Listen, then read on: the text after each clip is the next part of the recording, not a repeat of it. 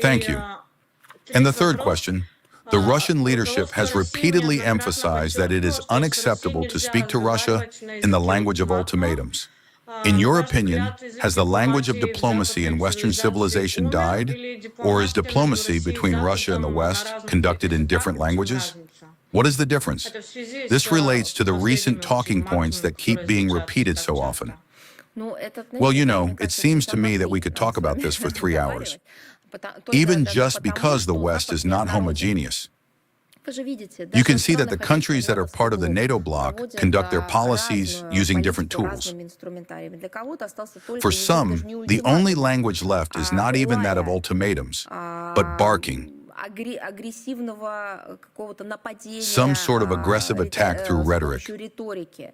A language of endless name-calling and labeling. This is not a matter of reflecting their actions, but of the fact that, aside from speaking into a microphone,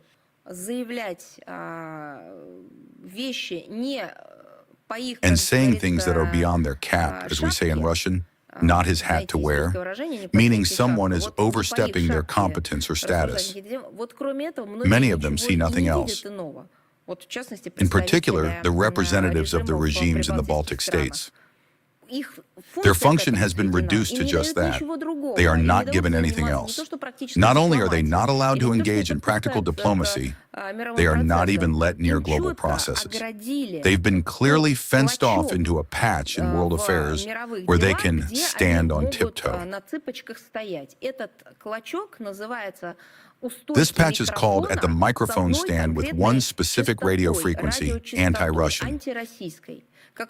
As soon as and if they allow themselves to speak on another topic or in a different tone, that microphone will be immediately turned off. That's it. There are other countries where, thanks to their leadership, the activity of civil society,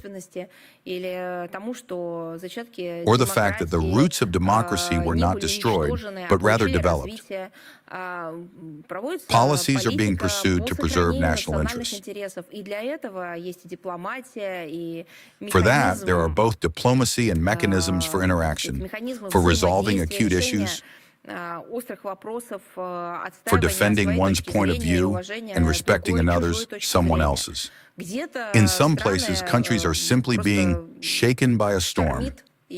Every day we hear statements from there that are even difficult to understand. This is a kind of new diplomacy.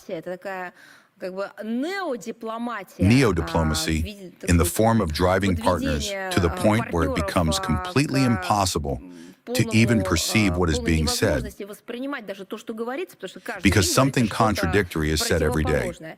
Or it is simply the absence of professional skills in this field. Therefore, the West is not homogeneous. Some have preserved the tools of diplomacy, some have not.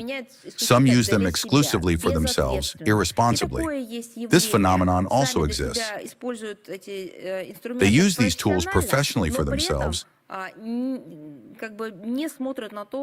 at the same time do not consider what consequences their opportunistic diplomacy has for the entire global landscape.